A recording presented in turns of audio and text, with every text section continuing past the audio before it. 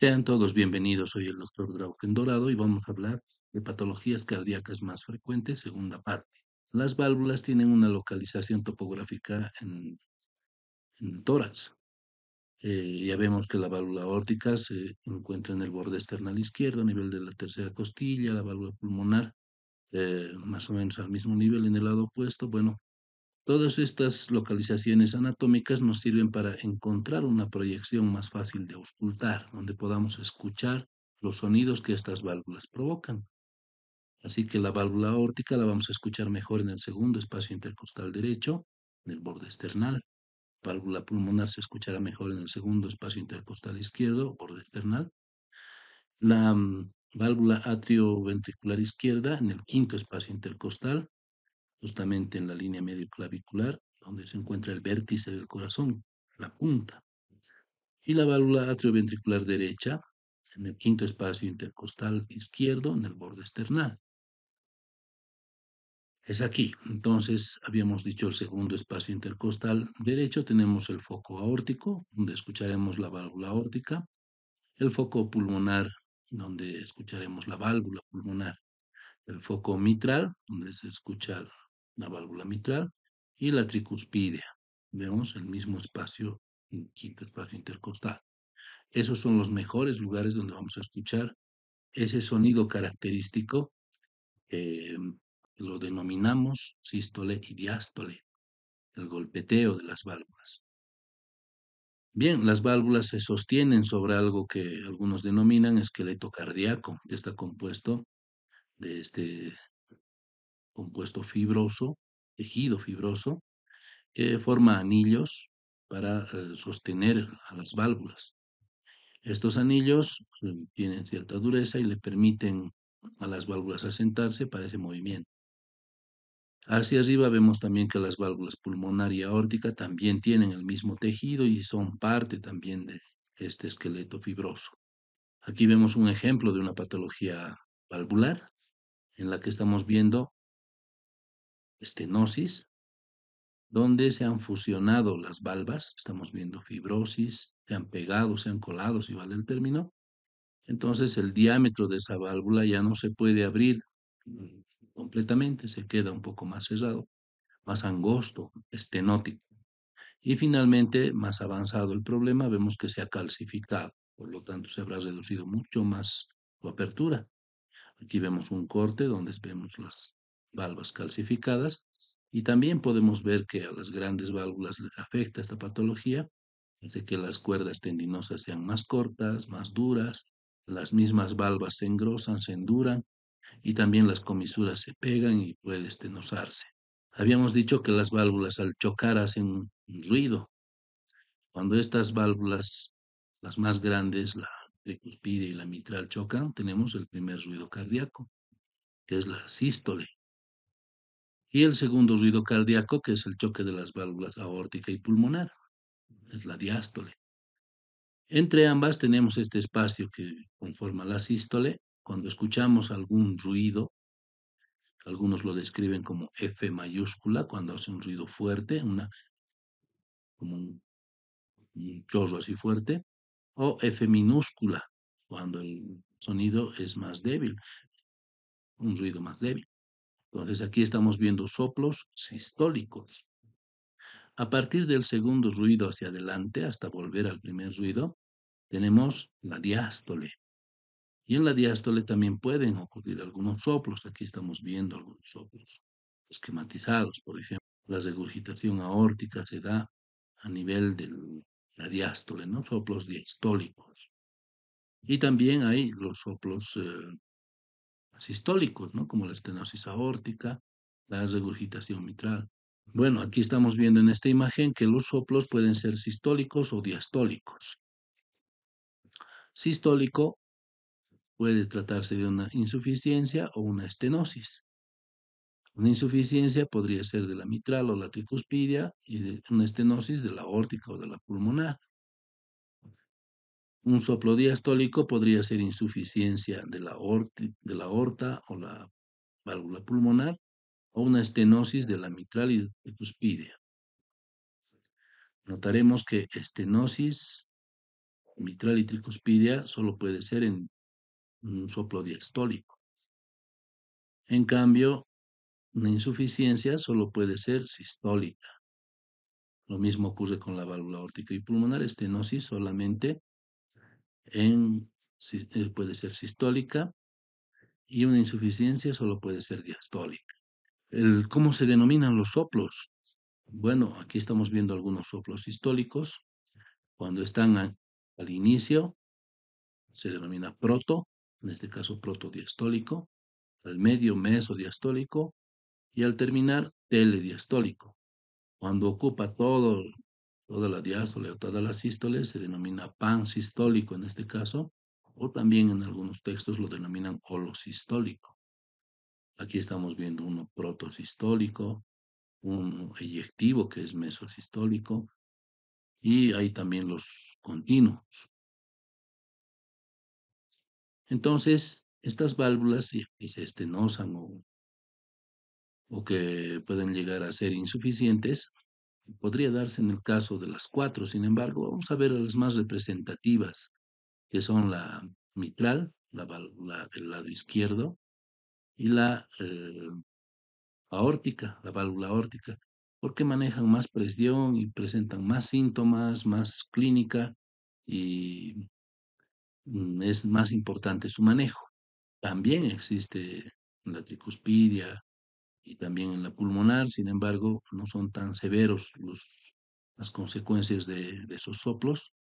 Y bueno, cuando hay un soplo en un lado también generalmente aparece en el otro, ¿no? Sería muy pocas causas habría por el que no se estenosaran ambas o todas las válvulas. Si es cardiopatía por fiebre reumática, entonces generalmente son todas las válvulas las que están involucradas. Cuando hablamos de fiebre reumática, hablamos de la mayor causa de cardiopatías. Entonces, vamos a hablar de estenosis de la válvula mitral, que sería la disminución del diámetro de esta válvula. En cuanto a su etiología, generalmente fiebre reumática, ya lo habíamos adelantado. Rara vez es congénita.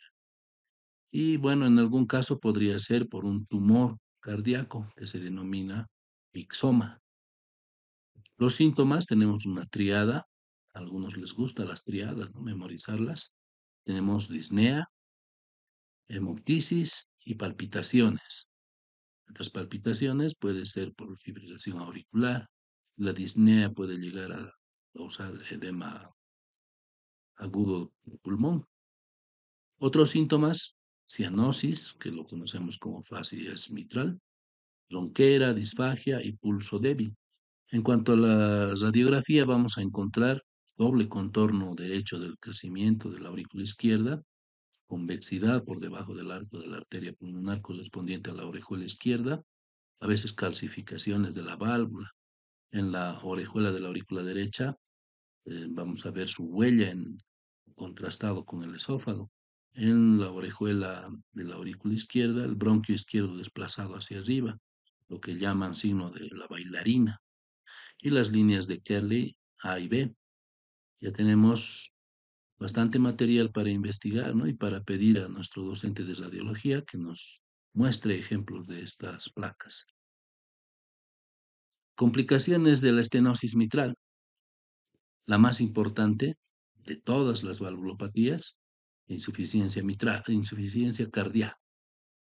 Es decir, que ese corazón no va a perfundir suficiente sangre para nutrir y oxigenar todos los tejidos. El edema agudo de pulmón, hipertensión pulmonar, la fibrilación auricular, fenómenos embólicos, endocarditis infecciosa, insuficiencia tricuspidia y muerte súbita. Todas estas complicaciones tienen una larga explicación fisiopatológica en la que no vamos a ingresar porque no nos alcanzaría el tiempo para ingresar en todo esto. Sin embargo, cuando pasen la materia de cardiología lo van a ver más profundamente. La insuficiencia mitral, etiología orgánica. Aquí lo hemos dividido, ¿no? Etiología orgánica y etiología funcional. Etiología orgánica, fiebre reumática es la que dijimos que es más frecuente por mucho. Sin embargo, podría ser también traumática. Podría ser fruto de una endocarditis, que es la infección de ese tejido que se denomina endocardio. Y esta podría causar esas fibrosis, esas uniones de las comisuras. El infarto de miocardio también podría llegar a causar y las calcificaciones masivas del anillo mitral. En la etiología funcional tenemos la insuficiencia aórtica, las miocardiopatías, la hipertensión arterial y la cardioesclerosis. ¿Por qué funcional? Porque tiene que ver con la dilatación del ventrículo izquierdo, sobre todo la hipertensión y algunas miocardiopatías pueden aumentar el volumen muscular del ventrículo izquierdo y hacer que se dilate. Entonces, al dilatar, el anillo fibroso que sostiene a la válvula también se dilata, por lo tanto, las válvulas ya no pueden chocar entre sí, ya no cierran y tenemos una insuficiencia. El cuadro clínico, siempre, casi siempre en todas las cardiopatías, disnea. Puede ser de grandes esfuerzos, de medianos esfuerzos y de pequeños esfuerzos, que son las más severas. También puede haber embolias. No olvidemos que estos flujos turbulentos tienden a formar coágulos. Hemoptisis, edema agudo pulmonar, soplo holosistólico en foco mitral, pulso pequeño y de ascenso rápido, choque de punta visible y palpable, y en sus rayos X vamos a ver cardiomegalia. ¿Qué complicaciones tiene la insuficiencia mitral? Puede complicarse con una endocarditis infecciosa, una insuficiencia cardíaca, una fibrilación auricular o un tromboembolismo.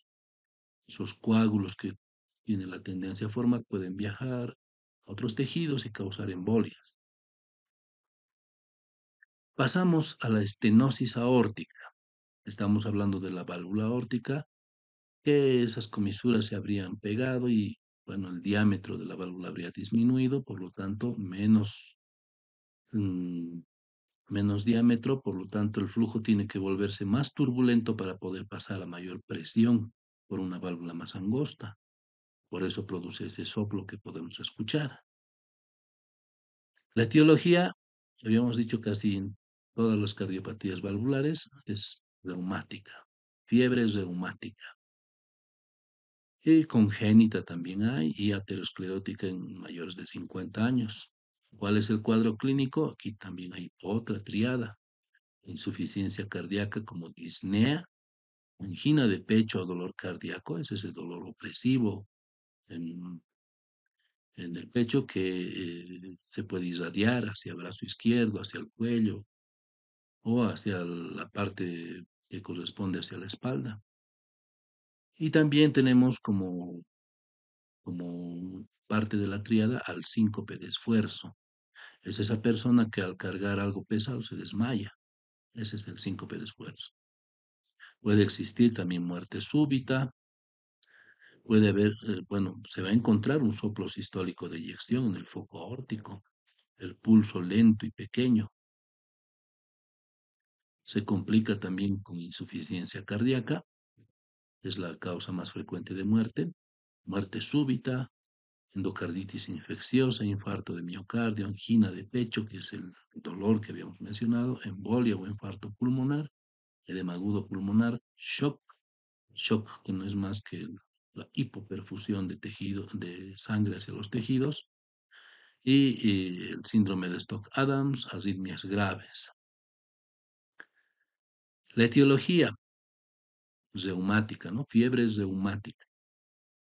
La fiebre reumática es causada por una bacteria que inicialmente afecta a las amígdalas, un cuadro de dolor de garganta, tos, a veces fiebre, y que al revisar vemos amígdalas pultáceas, aquellas amígdalas inflamadas, hipertróficas, que producen pus.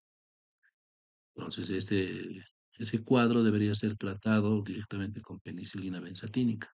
Sin embargo, en algunos casos el paciente no acude al servicio y se cura sin tratamiento o con medicina natural, como le conocen, algunos mates, algunas cosas así.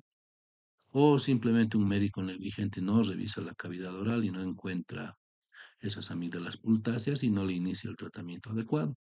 Entonces, esa bacteria es la que desencadena muchas reacciones como la pielonefritis estreptocócica, la fiebre reumática. La fiebre reumática aparece inicialmente como un cuadro febril con dolor articular severo.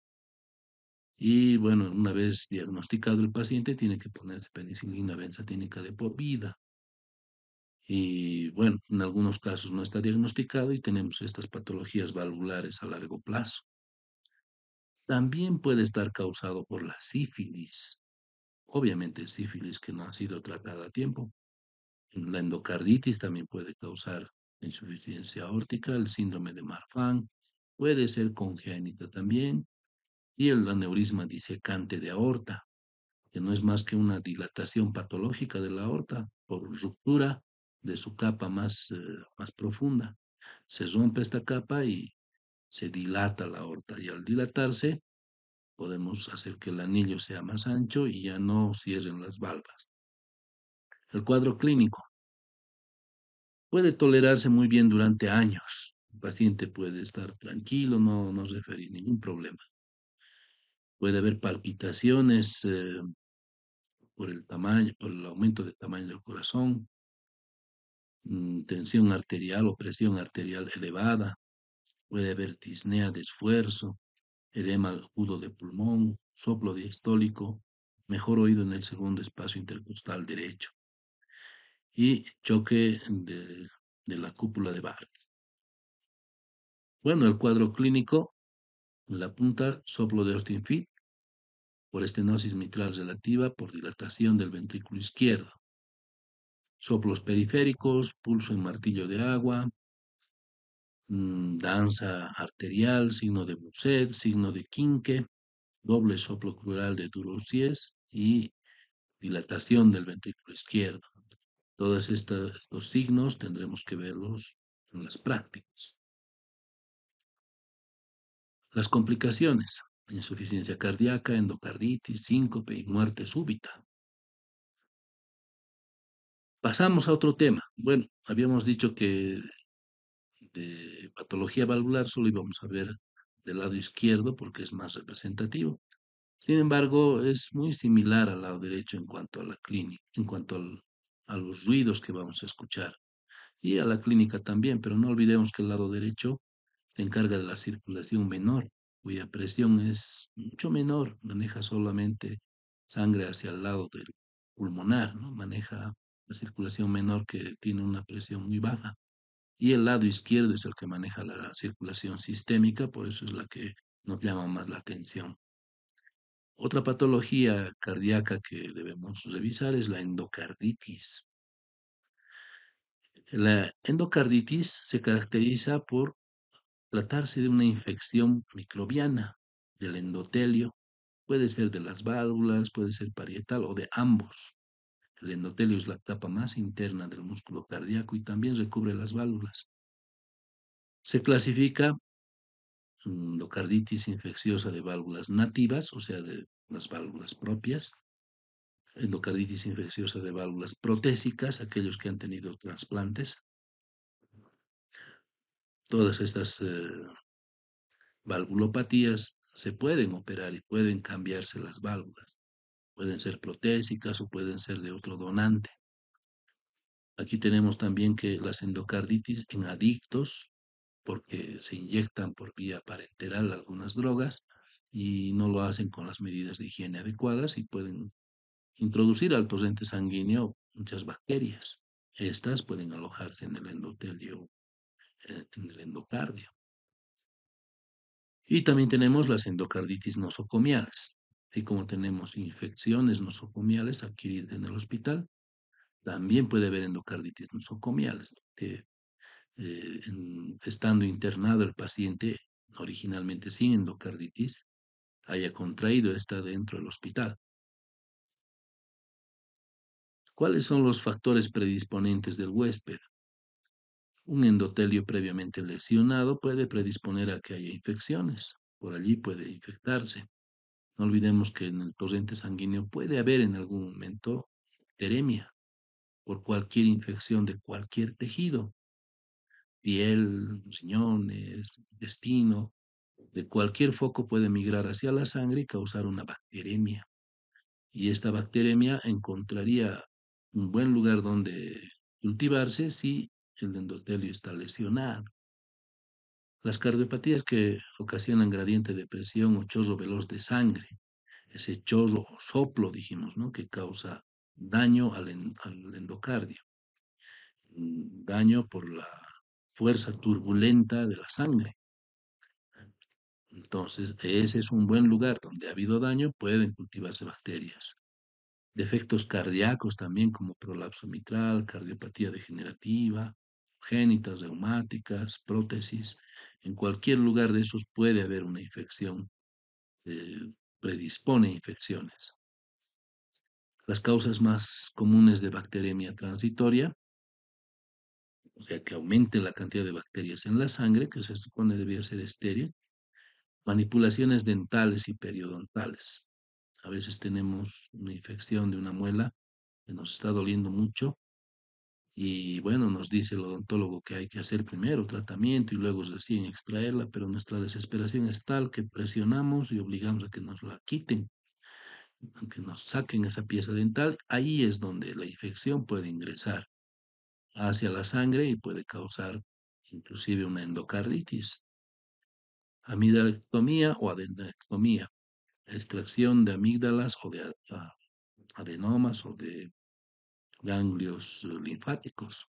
Esto también puede hacer migrar hacia la sangre algunas bacterias.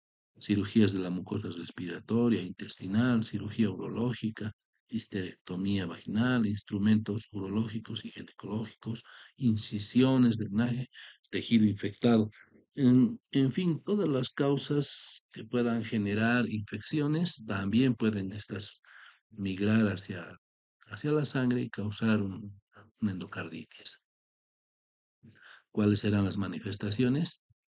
Las generales van a ser de toda infección, fiebre, en este caso diaforesis, ¿no? Cuando se afecta el corazón, generalmente hay diaforesis, artralgias, mialgias, pérdida de peso, manifestaciones cardíacas, soplo, insuficiencia cardíaca.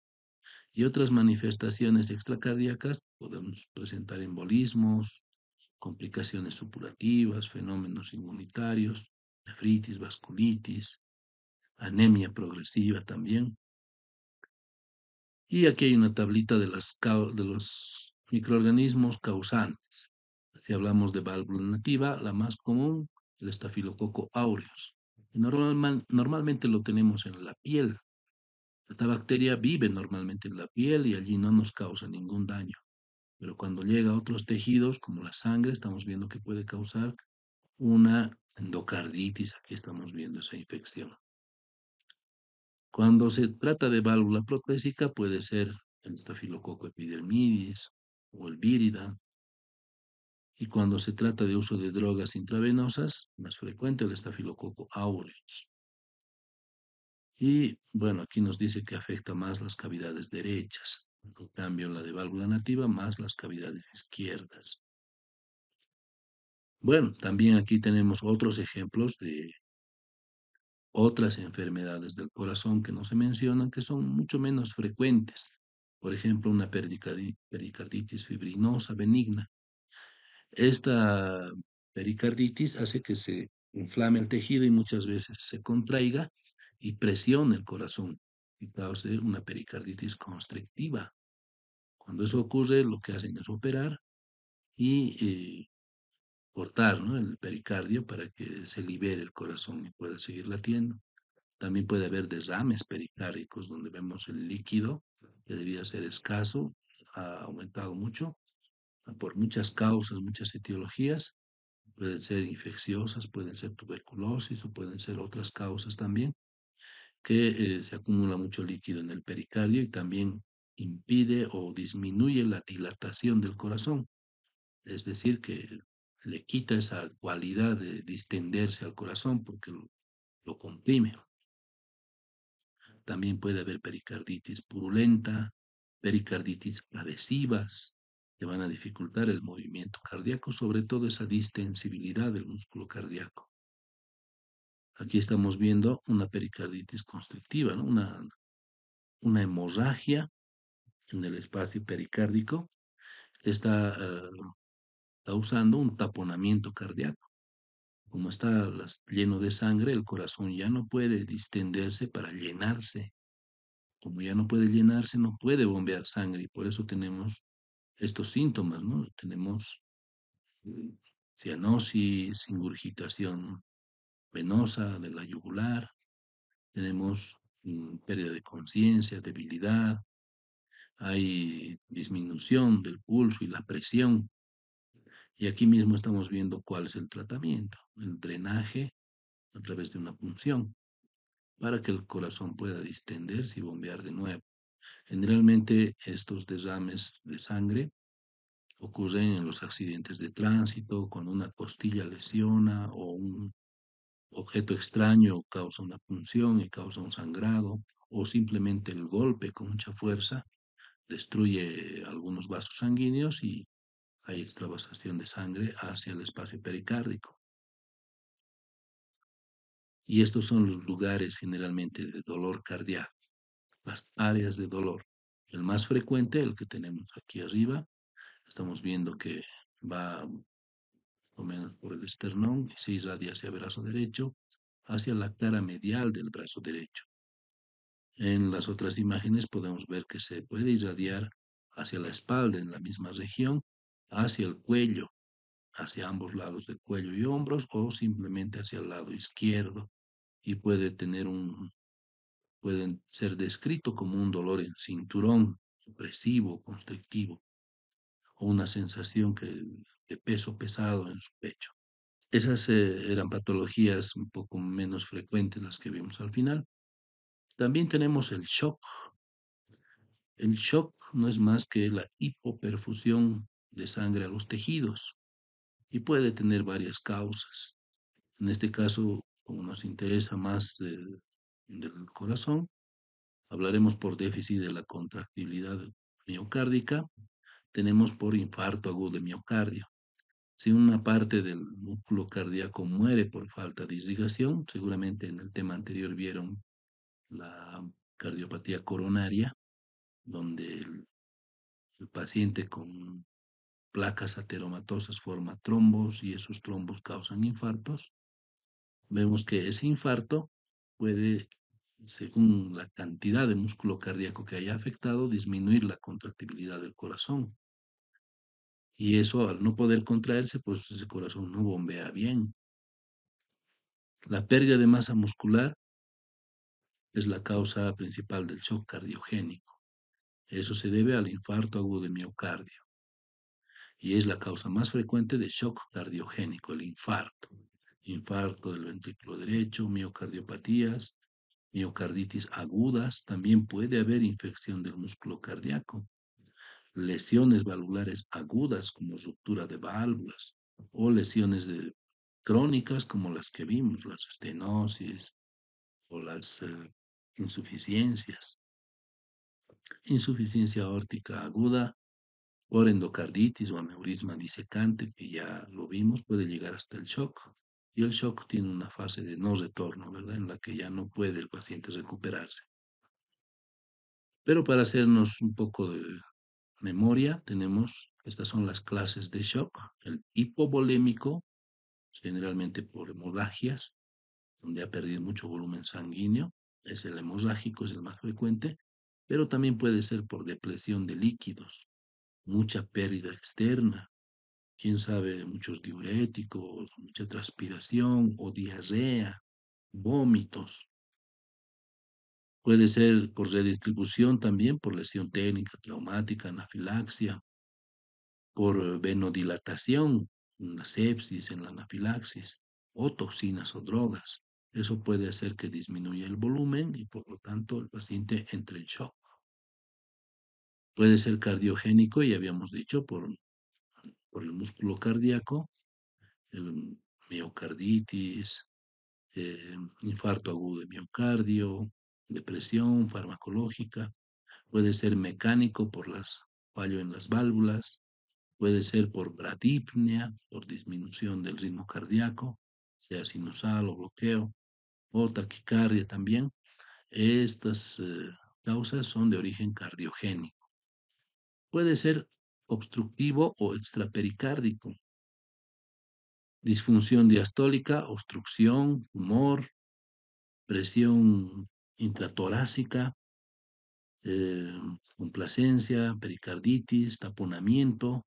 Vimos un taponamiento por sangre, ¿no? En la imagen anterior.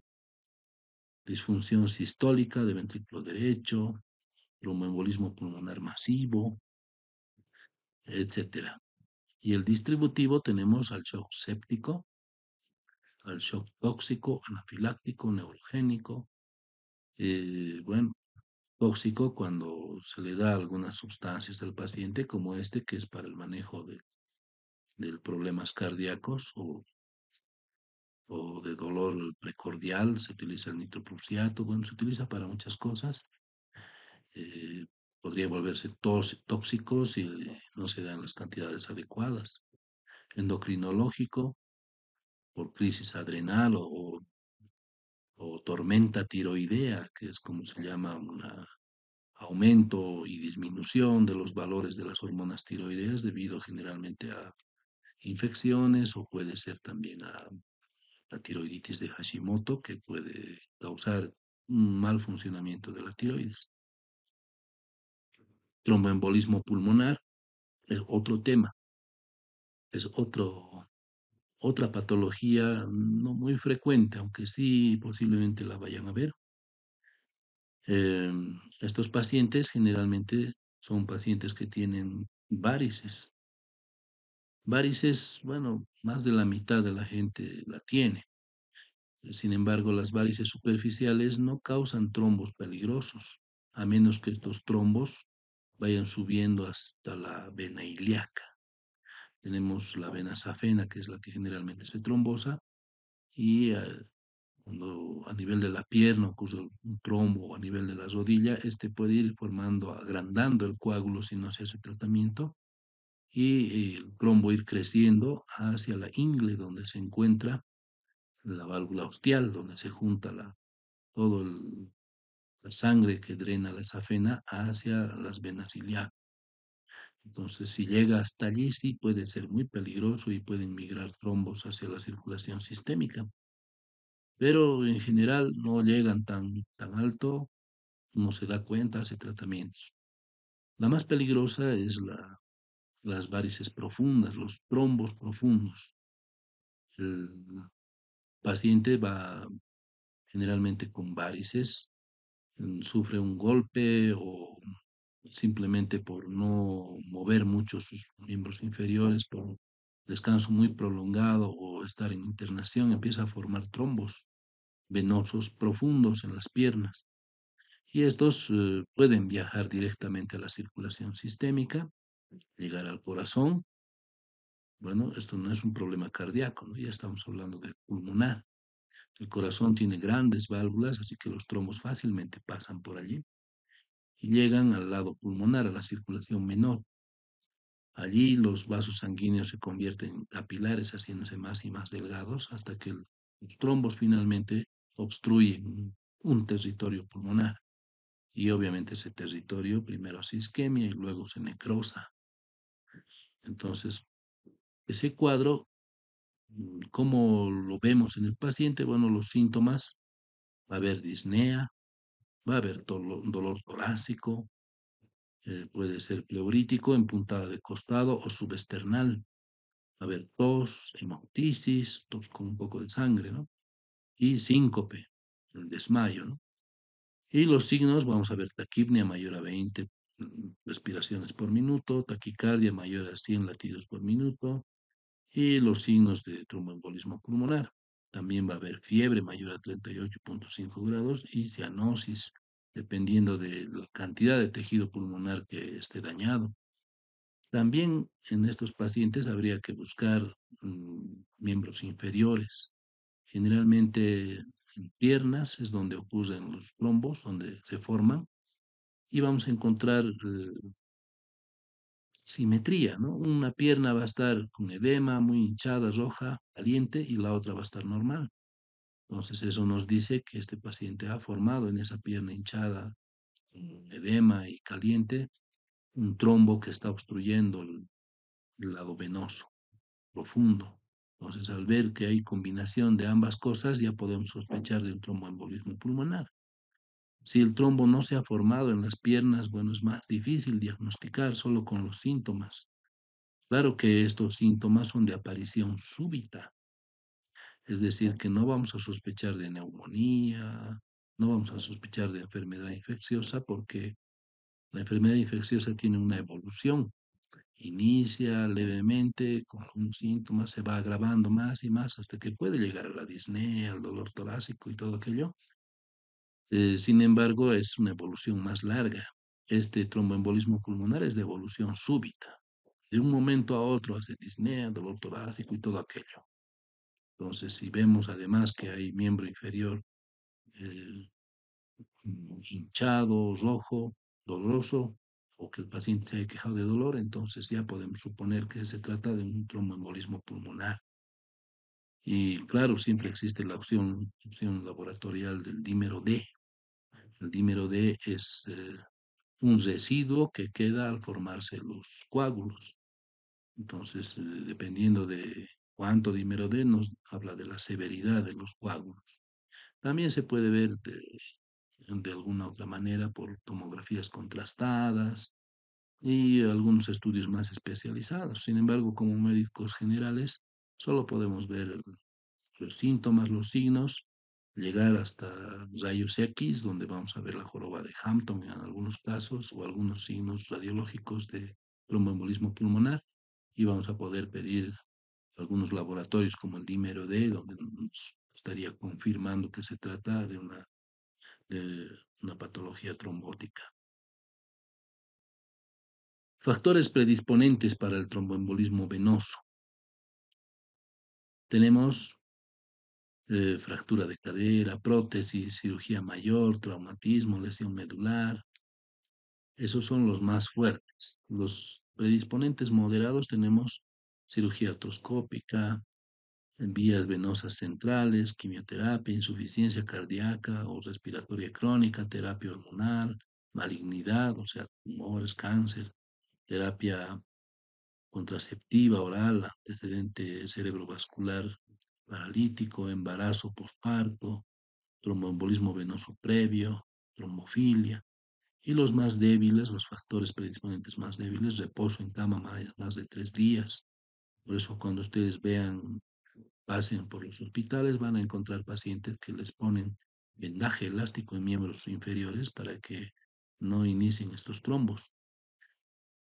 Inmovilidad debido a largos periodos sentado, edad avanzada, cirugía laparoscópica, obesidad, embarazo, anteparto, venas varicosas. Bueno, ahí ya tenemos todos los predisponentes para este cuadro. Y bueno, tratamos de hacerlo un poco más rápido y este sería el tema de hoy. Gracias por su atención.